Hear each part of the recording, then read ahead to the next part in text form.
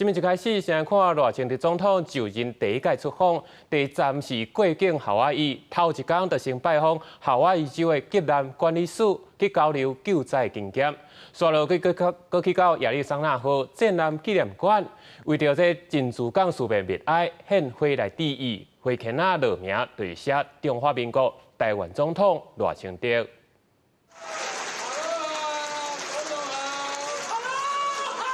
赖清德总统今日去夏威夷侨民宴会现场，350位侨民热情欢迎。因为赖总统头一届出访，第一站就选择过境美国夏威夷。It's my honor to welcome my friend President Lai Ching-te. The opportunity for you to engage with thought leaders, the diaspora community, and state and local leaders is invaluable, and I know will contribute to further strengthening the rock-solid U.S.-Taiwan partnership. 当日请参加 AIT 主席罗森伯格用影片方式出现，诚心欢迎老朋友赖总统，另外包含夏威夷州的副州长，加真侪位参众议员也拢出席，表达对台湾的支持。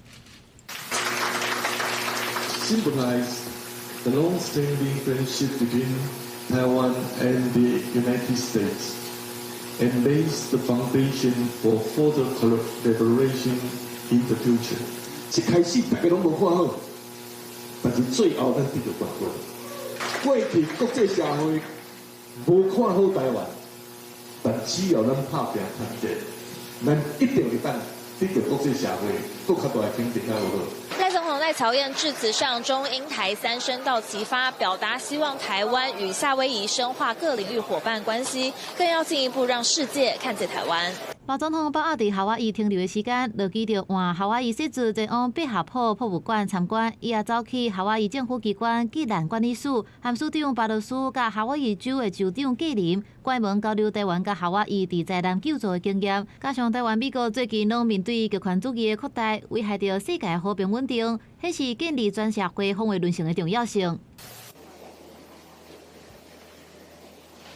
赖总统特别到以日前残骸所建成的亚利桑那州战南纪念馆，对战死的将士鸣倒头前送花环。致赠的花圈上公开署名中华民国台湾总统赖清德，背后意义强调台湾面对区域复杂情势，需要贡献力量，维持印太地区的和平与稳定。以上是公视记者叶佩诗、方俊怀在美国夏威夷的采访报道。